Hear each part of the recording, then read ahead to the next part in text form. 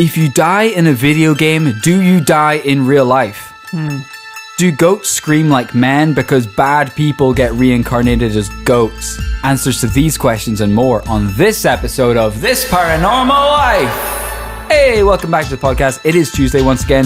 You're joined by your two favorite paranormal investigators in the whole wide city-state area. Yeah, outside the city, there are much better ones than us. Much more handsome, much more intelligent. My name is Kit Greer. This guy's name is Roy Powers. Welcome, Roy. Thank you. Good to be here. How are you feeling? I'm feeling pretty amped up, actually. Yeah. I'm itching for a taste of the paranormal.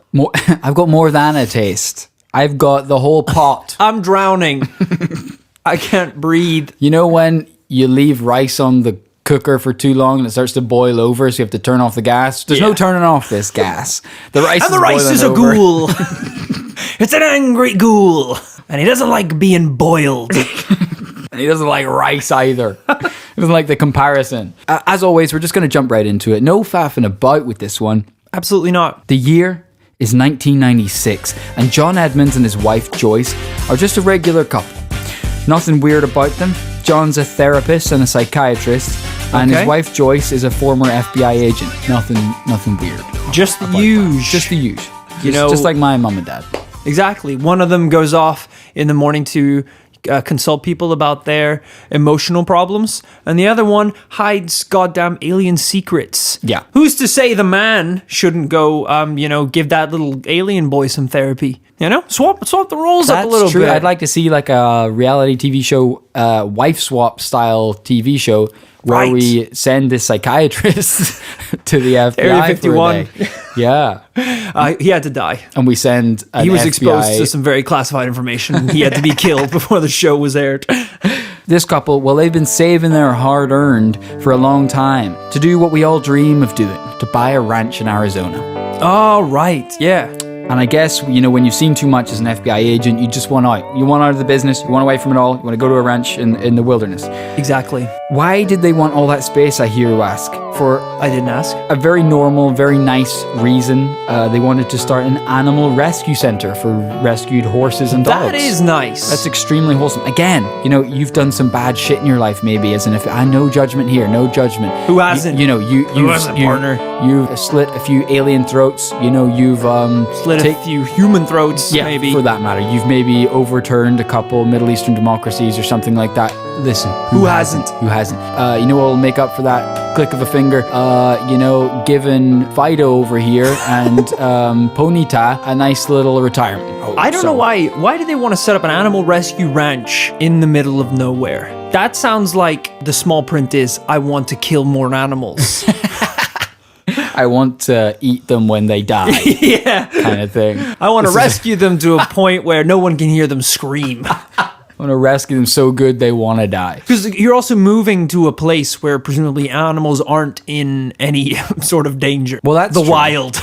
Yeah, that's true. I would have imagined, I mean, I've never been to Arizona. I've been to near Arizona, and it was hot as shit, and nothing lived there. Now, I don't believe all of Arizona's like that, but it's probably pretty uncomfortably hot. Right. So why make a little petting farm there? I don't know. You don't set up a zoo in the jungle. It doesn't work. They already live there.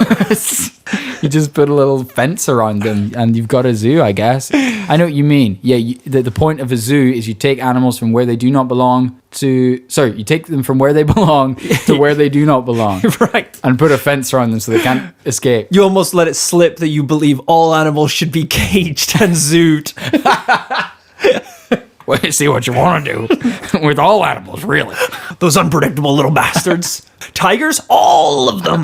They have those animal minds. Not like us humans. I'm scratching my armpits at this point. Eating a banana? Not like us humans. You're shitting. You're shitting now. And you're throwing it, to say the least. You have to leave. I grab your wrist. Get your damn hands off me, you filthy ape. You're a monkey, sir. And so they did start their business, and they called it Stardust Ranch. Ooh, that's a good name. Driving to their new home, they were not prepared for the horrors that awaited. The previous residents hadn't even moved out their shit. Oh. I mean, can you believe this? The Stardust Ranch was already a disaster. More like shit dust ranch. Nice. So John calls the agent and says, what gives? They say, all right, it'll be gone in a few hours, not to worry. Unbelievable. John takes off for a couple hours, drives away. When he comes back, stuff is out of the house until he goes round to the back. What in the blue hell? All of their stuff has been dumped into the pool in the back. Wait, all of whose stuff? All of the original resident stuff. So it's not gone. So they just took it out of the house and dumped it in the pool. Very much so. Right. Furious, John calls the agent again, but they say, we haven't been round yet. But the gate's locked and the site is secure. Who moved the stuff? Okay. So they might have like a merry little prankster. They don't really know at this stage. Right. It wasn't on his mind for long, because no sooner had John cleaned out the pool and heaved everything out himself when he turned around to face the ranch, and there was a man with a machete staring at John. Jesus, that escalated quickly. He said, I live here. John decided the man was insane, but calmly asked him to leave, saying, I'm the new owner, you gotta leave. The man... Yeah, John's the same one. I bought this. It's called Stardust Ranch. The man understood this and started to walk away. Which I feel like he backed down very quickly from standing over a man with a machete. He turned to him and he said, you're gonna wish I lived here.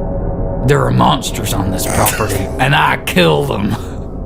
Okay. Needless to say, John was far more terrified of this man than any monsters. Right. But he kept an eye out anyway. For monsters? Yes. Well, Joyce and John did enjoy the next couple of years pretty quietly. Jesus, okay, we're zipping past. Yeah. They raised animals on the ranch and basically enjoyed the good life. What kind of animals do you know? I think just horses and dogs. Okay, horses and dogs. Yeah. That's weird. There were orbs, however. A lot of orbs. I just thought it was weird that they raised horses and dogs before you even got to the orbs. At first they thought they were flashlights in the distance, but these orbs would zoom off into the night at superhuman speed. Okay. Now, if you listen to episode 42, you will know all about orbs at Skinwalker Ranch. Right. Isn't Similar that right? case. Yes. Haunted ass ranch. Haunted ass ranch. Yeah. Family buy it, try and move in, haunted by orbs. Don't work. They tried deadlocking both the inside and the outside of the doors. That did not work. Inexplicably. Could have guessed that. These people also have dogs, and in the Skinwalker Ranch case, the dogs got incinerated. I didn't want to bring this up, and I don't want to alarm anyone, but to remind you, these orbs have come to a dog rescue center. The worst place. It is harvest season. For these fucking orbs. It's a feeding frenzy. God damn it. People should know by now what a terrible idea it is to gather a collection of puppies in the desert. I mean, that alone is a bad idea, paranormal or otherwise. I know. I mean, people say this city is a bad place for a dog. No. The Arizona desert is a bad place for a dog. It sounds like these people also don't know a shit about running a ranch. If you're talking to them, you're like, oh, you're going to start up a ranch? Yeah, we're going to start one out in the desert. Start by breeding horses and puppies. Like, what?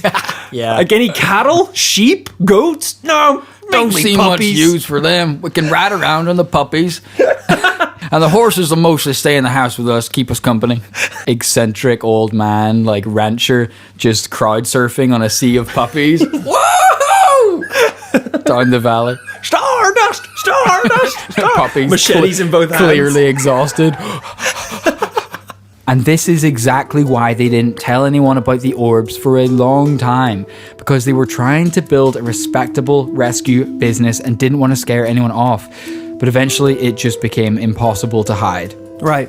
Horses and animals were turning up mutilated on the ranch, eyes, tongues removed, and these were consistent with the kind of other mysterious cattle mutilations we've talked about before. Just no obvious human cause, no real natural cause. And that's when the Greys arrived.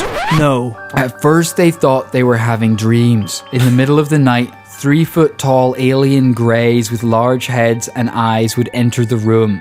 The aliens were mostly interested in Joyce, John's partner, but because during these visitations Joyce could not move or make a noise, they fit the description of night terrors. Ah, I see. Until after one realistic dream where Joyce had been injected by one of the Greys, in the morning she looked down to her arm and there was an injection wound on her forearm. That was no dream. Okay. Night. So you're laughing. I just don't know what to say. I really don't know what to say. Do you have like a photo or anything? Yeah, I do actually. Hold on. Are you serious? You punch me and run? You punched me in the face. I stab your arm with a hypodermic needle. Here is pulled from his Facebook page. Right. Here are some examples of Bruising. Some bruising on the forearm. Now, this is, if anyone has been to a nurse to get bloods taken, sometimes they can it up, basically, and it causes bruising. Smash your body at the up point a bit. of entry. These aliens don't look like they know what blood is, and they were just kind of stabbing John randomly in the arm. To see what he would do. We will come back to more photo evidence. Okay. But I just wanted to show you that I'm not kidding around here. All right. And there are photos. Night after night, visitation after visitation, the Edmonds woke to new and horrible injuries. I will provide you with some photographic evidence. So that's all there was. There was just that tiny little bit you had to say before you showed me more photographic evidence. Shut up! You'll see the evidence when it's ready. The evidence is ready. The time is now. It started with minor lacerations, scarring, like the stuff you're seeing here. Little scars. It started getting a little bit more gnarly. This photo is captioned, "This is why I want to move," from 26th of August, 2017. This is very recent. This is an actual Facebook post as well. You're on the man's Facebook page. Yeah, a live page. There are people commenting, reacting with shocked emojis. Good God. So just to give you a picture of John, here's John. There he is. Yep. Looking good. A hefty man with a silver mustache. Trustworthy eyes. Here's Joyce, I assume. Joyce, hefty woman to match. Blonde hair, curly. They look like a nice couple. If she used to work for the FBI, why can't she sort this junk out? She must have like a laser gun or something, right? That she can, or bust them, or some contacts that can help them. Well, you remember what the FBI stands for. Famous, but incompetent. I couldn't remember there myself for a second, but that's what it stands for. Famous, but ignorant. Imposters. So hopefully that whet your appetite. I mean, I'm drenched. On with the story. That wasn't a dip. You held my head under the water till the bubbles stopped.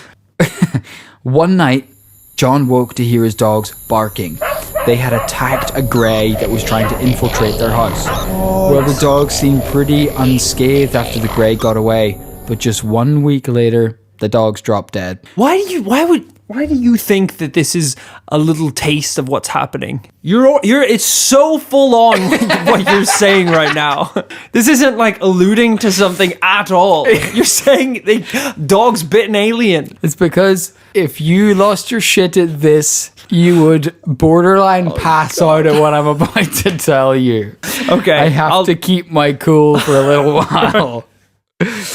This is just another horrifying similarity to the case of Skinwalker Ranch. Okay. So I mean, that never happened in Skinwalker Ranch. But the dogs died. They did, yeah.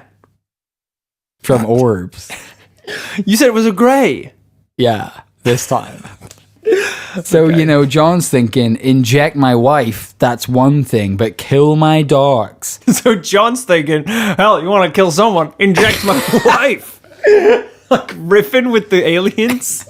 John had enough, and he claimed he was going to, quote, respond with the most violent behavior possible. Okay. He bought a legit arsenal of weapons to defend himself with. Guns, knives, whatever it would take. Right, slightly redundant if you bought the guns. Close quarters. On more than one occasion, he kept greys at bay from the ranch by opening fire on them in the middle of the night.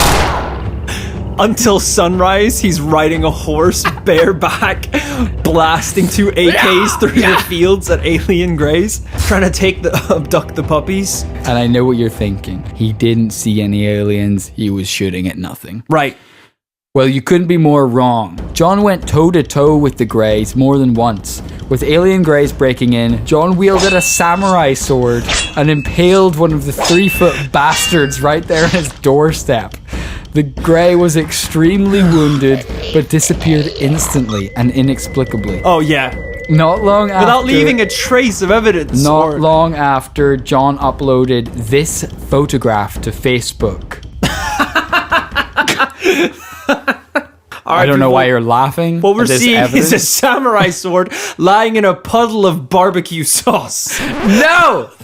Sir, do you know what goes that specific color of browny red? That's dried alien blood. Is sir. it? Really? I'm sorry, you're doubting the veracity of this photo? Very much so. Why is the sword not covered at all? It is covered. I will zoom in for you. There we are. You can see where he impaled him. Here. That is not a lot of barbecue sauce on that sword. That's approximately 4 inches of blood. Why does he have a samurai sword? To protect himself against alien greys. Sorry, stupid question. I mean, don't fucking ask if I've told you already. I mean, listen. Katana to my throat. Watch what you say, Powers. I didn't know you could backflip. And as you say, this is a live Facebook post. The links will be in the Patreon show notes if you're interested. You can literally friend John Edmonds on Facebook right now if you wish.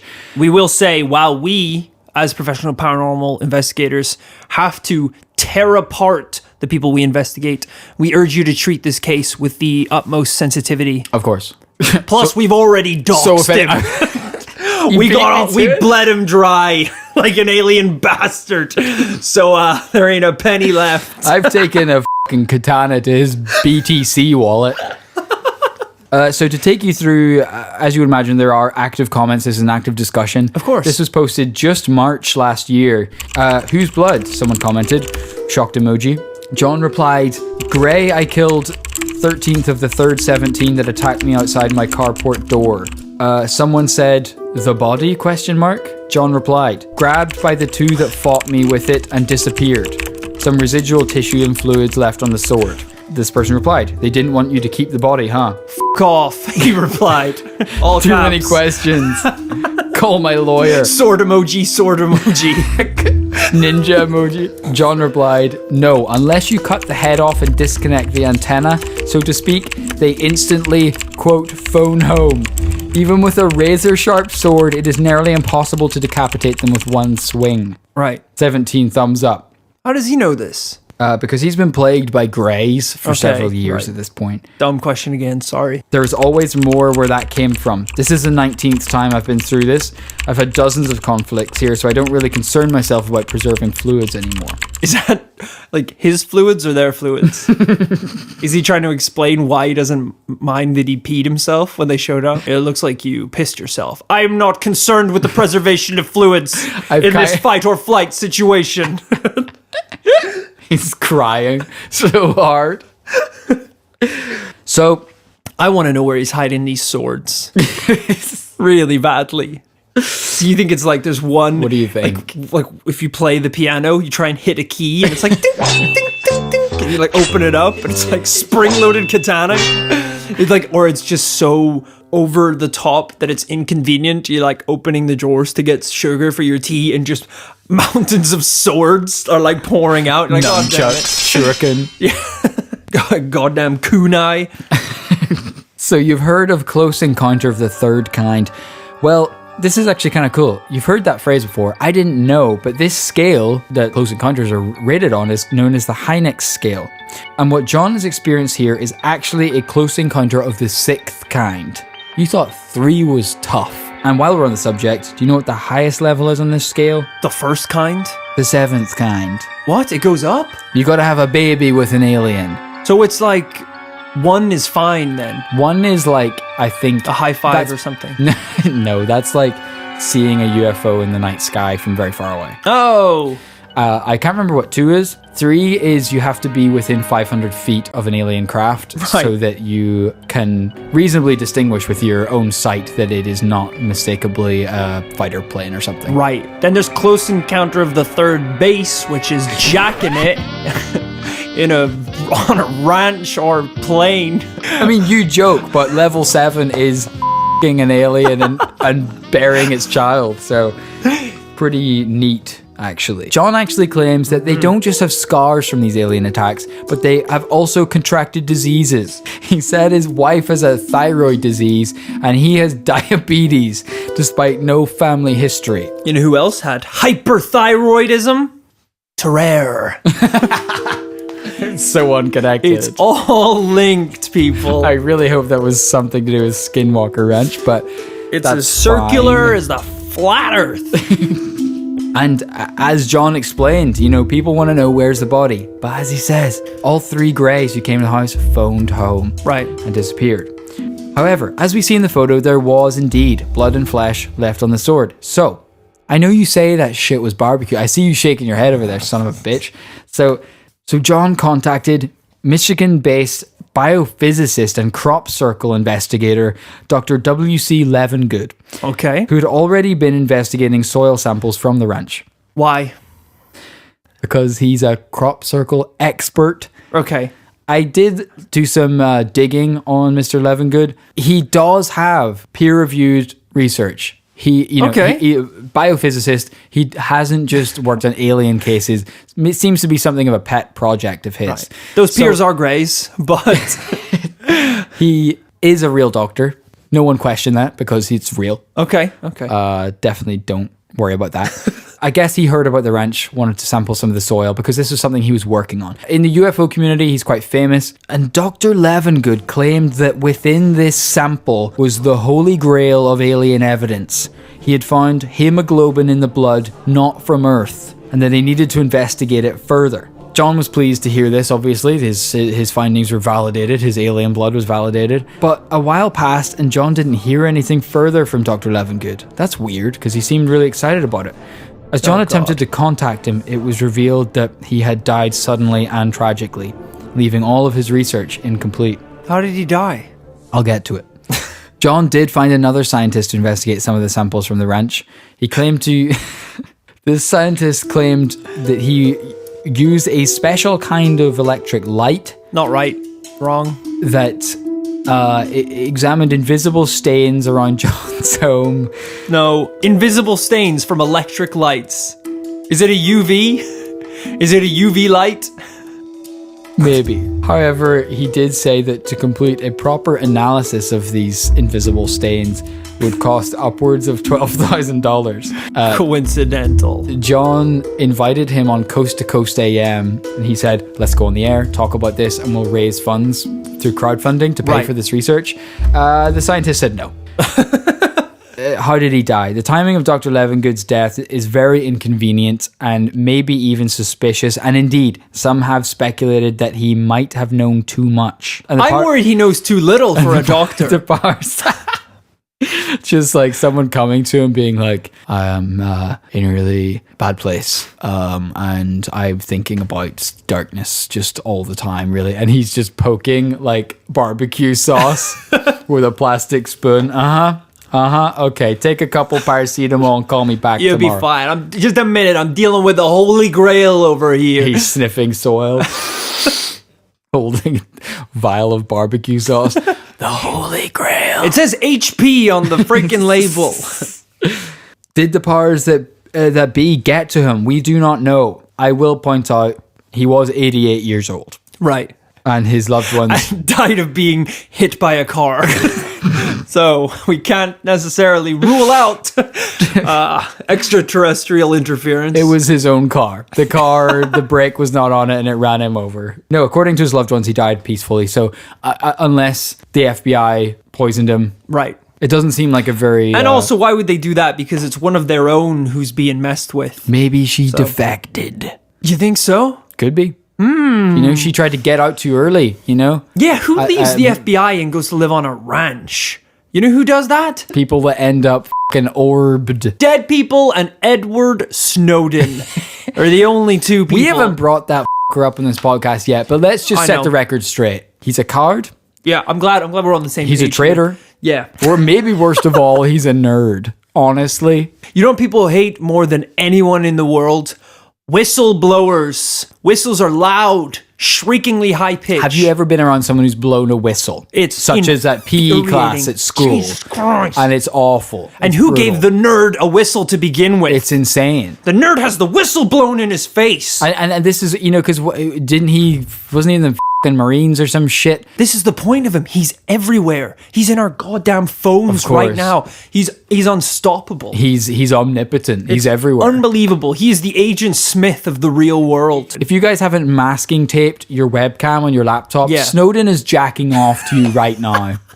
I'll tell you that right now. No word of a lie. Snowden is legit. Can I back out of this joke? Don't even blink or your bit wallet will be empty. Keep little matchsticks in your eyes. Focus on your Coinbase portfolio, lest Snowden snatch it. We're very bitter about Snowden, We're scared of him, to be honest. honestly. However, to add fuel to the fire of this particular conspiratorial theory, John and his wife do claim to have been visited by men in black shortly after the death of Dr. Levengood. She is a woman in black. They arrived at the ranch in black unmarked cars Right. and quietly advised John not to go public with any information. Okay. John decided to go extremely public with everything he had. He'd be on radio shows all over the place, paranormal TV and radio shows, the whole works. Now, of course, all of this publicity has attracted cryptid hunters, paranormal investigators, and alien detectives and crackheads from all corners of the United States. I will now present to you some of the evidence that they have gathered on Stardust Ranch. Okay. If this is more barbecue sauce, I swear to God. Feast your eyes on this. Jesus Christ, Kit. No. No, no, no. I don't know what you're shaking your head at. Kit has just shown me a picture of a ranch where very close in the foreground of this picture is a very close-up alien toy pushed against the lens of a camera to look like an alien gray has magically popped up into the front of this frame. I mean, it's so close. You know, whenever you try to take a photo of something with your iPhone, so close that it's blurry and you Yeah. have to actually retract from the image. That's how close this alien is to the camera. It's so bad.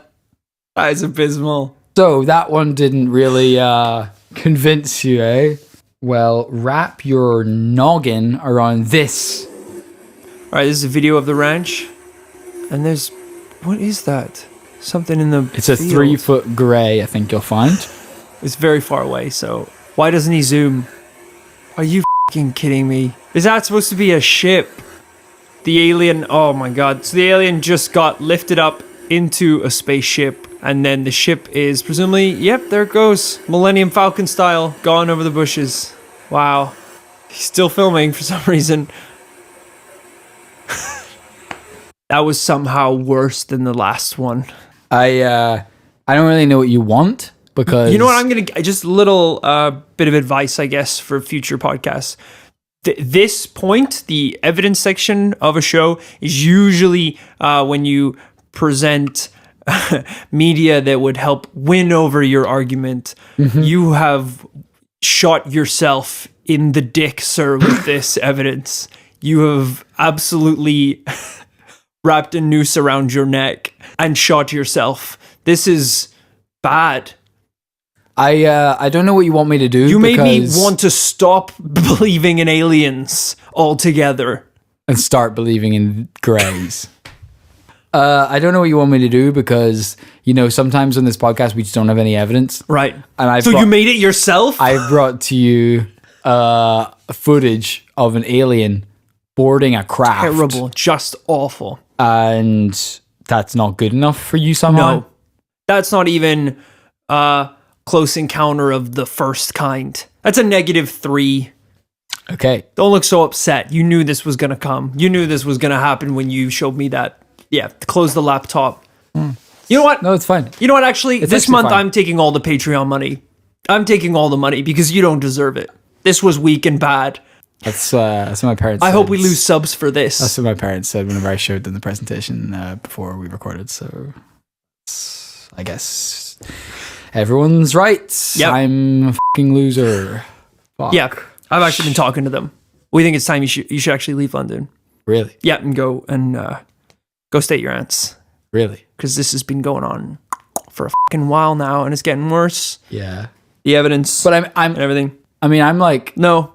okay, let me see where this leaves me, because I really thought that was going to win you over. So needless to say, John wants rid of this ranch, and he's lived there for many years at this point, and he doesn't want to be fighting aliens with katanas into retirement. So the ranch is up for sale. Right. John listed it for $2.5 million. God damn it, John. It goes without saying, no one bought it. Right.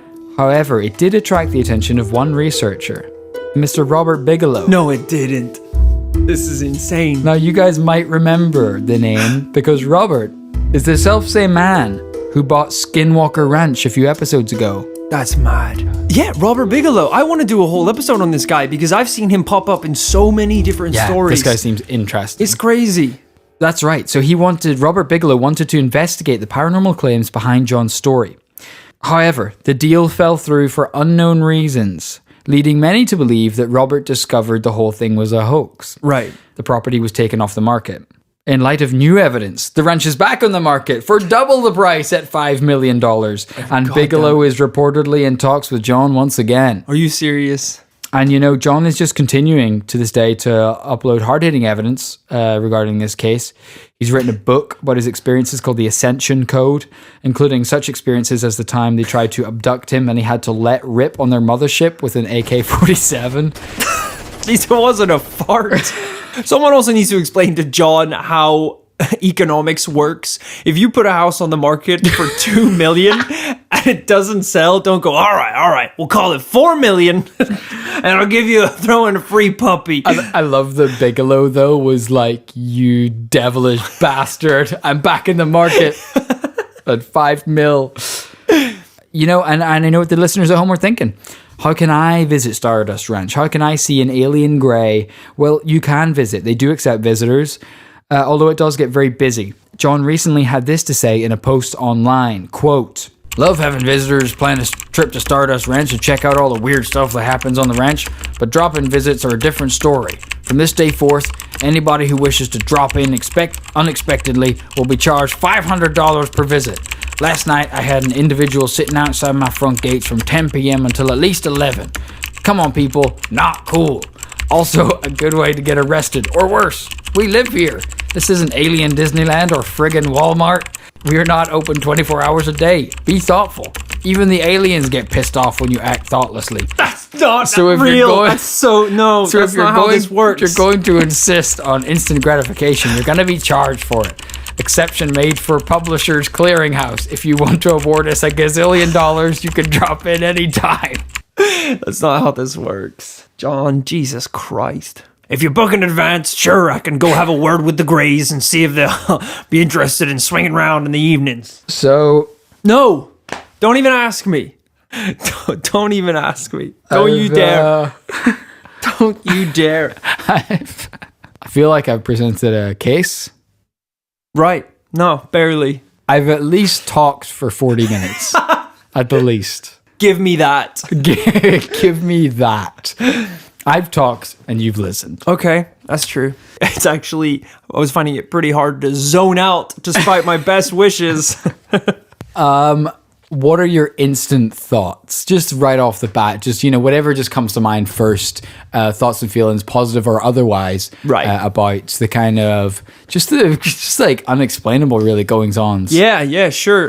This is a lie.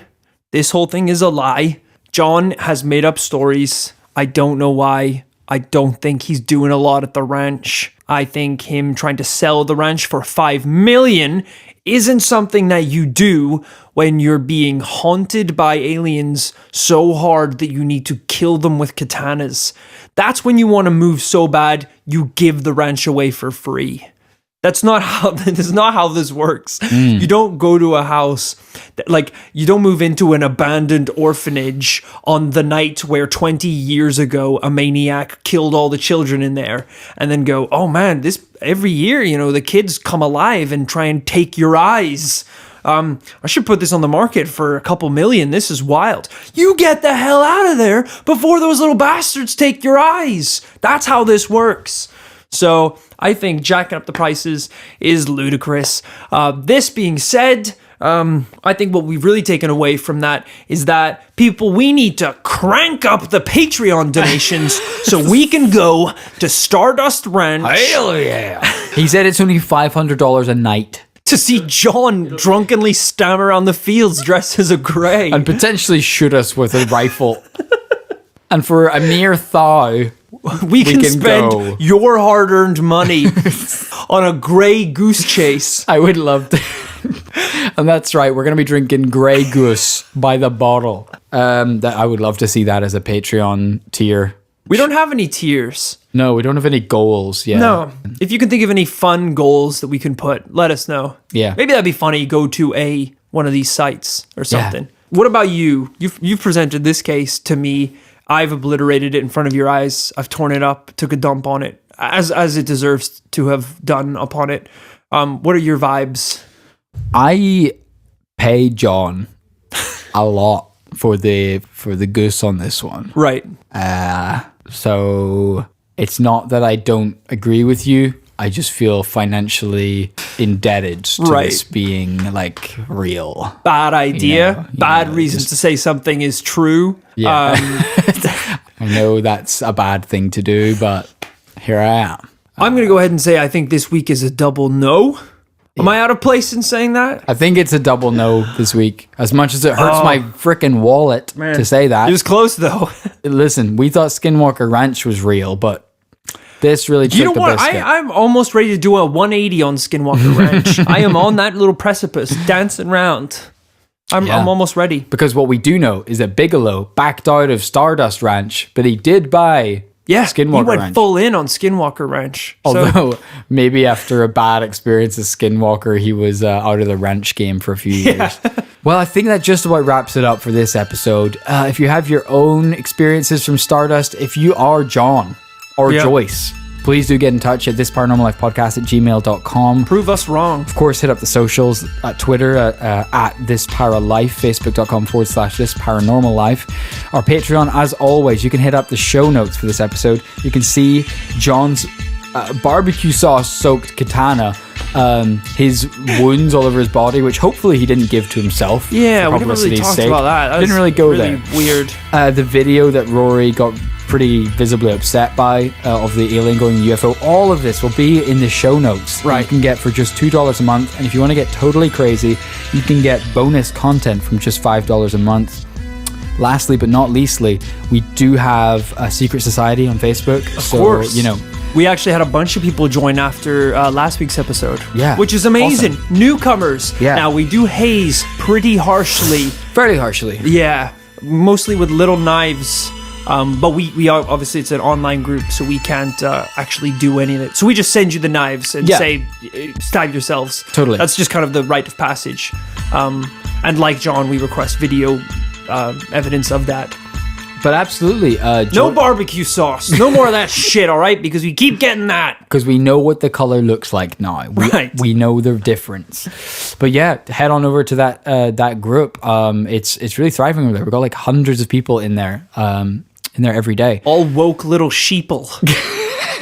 Last of all, I think we're going to thank some of the Patreon supporters right here in the podcast. Absolutely. So I would like to pledge our undying thanks to Thomas Byrne. Thomas, burn me down, shiver me timbers. Thank you, Thomas, for supporting the Patreon. Imani Russell. Imani, you rustle, you hustle, and I don't want to make a fussle about you, but you're pretty great. Phil Witch. Phil Witch. Hey. Oh. You cast me into you put a spell on me that made me grateful for your support. Ha ha ha. Because otherwise I'm incapable of feeling grateful. I mostly just feel pissed off. Pissed off and horny. Fly away. Annie Granger. Annie Granger. We actually went cherry picking one day out in the forest. And she picked some good berries. She picked the largest berries of all. Didn't know that they had stones in them. And she died. Wow, so this is like she left. I assume this is her will. This is her Holy estate. Shit. Yeah. The estate of Andy Green. Holy f***. Oh yeah, it says it right here. Alan Sharp. Alan Sharp, he's like a goddamn blade that cuts to my heart. Thank you, Alan Sharp. Joshua Dalton. JD. Yeah. JD, thank you, Jack Daniels. Ben Spruce. Ben Spruce, you have spruced yourself up for this very special occasion. My birthday! Happy birthday to me! Kit didn't give me shit. He's actually wearing a suit in his profile picture here. There you go, he knew it was my B-Day. Rick, going from B-Day into D-Day. Me and Rick served in the war. Brothers in arms. Lovers on farms. We eloped. We got a ranch together. And Mother was alarmed. Mother's alarmed. These brothers in arms are lovers on farms. Alexander Moore. Alexander Moore. Thank you so much for giving us more. We appreciate your support. Lucas Golino. Lucas, go lean on me, because I'll always be here. I'm a little shoulder for you to cry on, Lucas. Joe Leyland. Joe, you lay the land, you lay the goddamn sky for all I know. You are a man who knows what's up, and we appreciate your support. Catherine Trulson. Catherine, you coward. When I tried to dodge the draft for the third time, Catherine was the one that grabbed me by my ear and marched me into the recruitment agency and said, I've got you, little rat. And that's how I started my medal-spangled military career. It was D-Day. Frickin' Catherine stormed the beach and I hid in the boat until she saw what was happening and she dragged me out there. Lastly, but not leastly, Richard Ernest Meter. Richard, you are an earnest man, and I feel like your meter's never ending, and we appreciate your support immensely.